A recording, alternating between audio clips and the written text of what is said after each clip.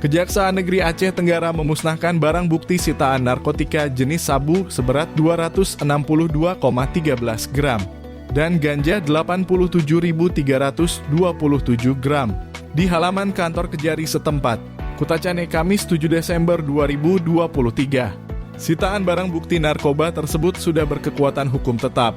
Barang bukti tersebut disita dari 42 tersangka yang rinciannya narkotika jenis sabu seberat 262,13 gram, ganja 87.327 gram, 4 unit handphone, 1 helai baju, 1 buah gunting, dan 4 alat hisap sabu atau bong.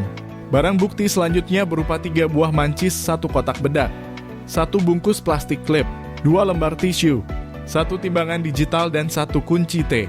Barang bukti tersebut dimusnahkan dengan cara berbeda-beda. Untuk narkotika jenis sabu dimusnahkan dengan cara di blender, ganja dibakar, serta handphone dihancurkan dengan cara dipukul menggunakan palu.